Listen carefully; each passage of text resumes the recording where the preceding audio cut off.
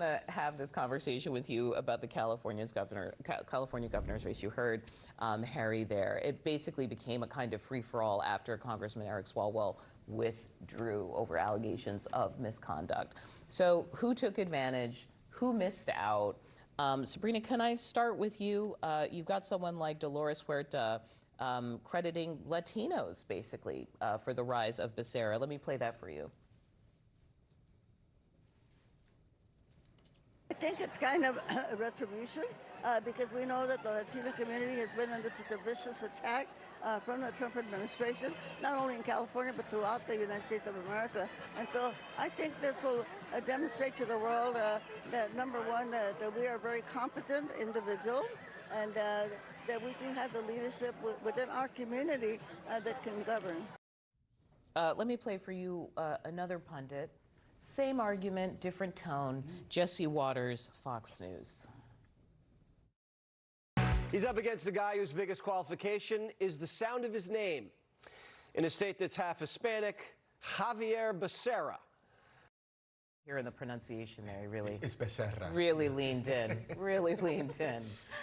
I think Latinos will be part of the story, no question about it, when we talk about Becerra's rise in the last few weeks of this race. And when we talk about heading to the general election, there's going to be plenty of stories about where are Latino voters heading as we But in head California, isn't there particular politics there? You've had a black community there. Karen Bass represents that kind of candidate, the person who is establishment, black political figure. And then you've had a rising political Latino infrastructure that at times has felt as though they were pushed aside and that they were pushed aside by Democrats.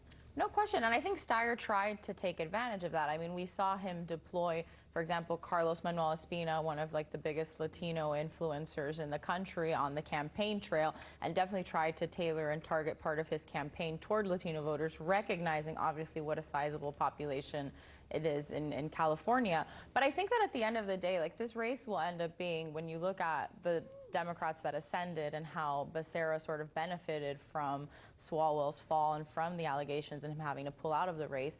Part of it is because of just the experience, the resume. But what did Swalwell stand for? I mean, putting aside the misconduct, right? Because that's the issue that took him down. Was it just name recognition, or was there a particular lane he occupied? He was very loud in the anti-Trump space, online, on X, Twitter, that's where he was. And, not to dignify Jesse Waters too much here, but, going back and just to fact check him, Becerra was the former state attorney general.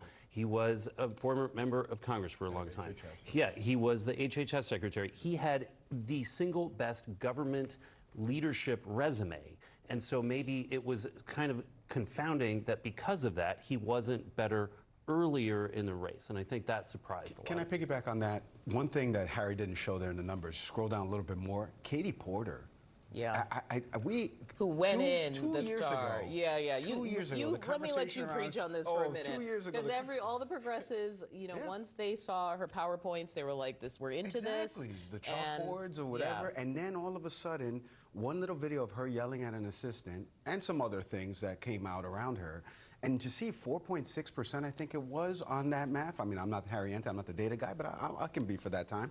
And it's incredible to see the meteoric rise of her and the fall of her, especially after Swalwell and what you mentioned, him dropping out. Now you're saying that's 2 stars fallen. Well, or take it to go the progressive route. If you look at Rahman in the LA mayor's race, if you look at, in Iowa in the Senate race, the more, establishment guy won the Democratic primary there. It was not a great night for that. Yeah, I'm glad you're bringing it up. And we're going to talk about this more in the show because there was going into the night a narrative of how will the progressive wing of the Democratic Party do? How will Trump endorsed candidates do, and we're starting to get a little bit of a picture of that. And a third thing I'm interested in is how did vets do? There's a whole world of veterans who have entered politics, and I'm intrigued. But before we leave California, I want to talk about Steve Hilton. Earlier when we played that clip of him, what I found interesting is it wasn't just his name over and over behind him. Do you know what I mean? Californiable? Yeah, Californiable. It was like $3 gas, this with the housing, right? It really spoke to the issues of California. Is he close? Right? Are we looking at somebody who is truly competitive this fall? Well, I think from a messaging standpoint, he's doing a great job. I mean, if you just look at the three things that you and I both looked at that very quickly. Like it wasn't like these are Trump's policies and this is what I'm backing. It was like, I know you're thinking of X, Y, and Z. The other thing with Hilton is obviously being on TV gets you this polished sense of being able to talk to people in front of a camera. He's also works for super PACs as well. So he has a little bit of that background. What you said earlier, Zach, about like the Spencer Pratt race, once we start to drill into policies, once we get to the general, we've got to figure out how do you make California affordable, because it is one of the biggest economies, right, on its own. I don't know how you make California affordable. We were talking off air about some industries that have left, production and things like that. How do you change that around? What's his plan for that? I don't know it. Okay, I want to turn to another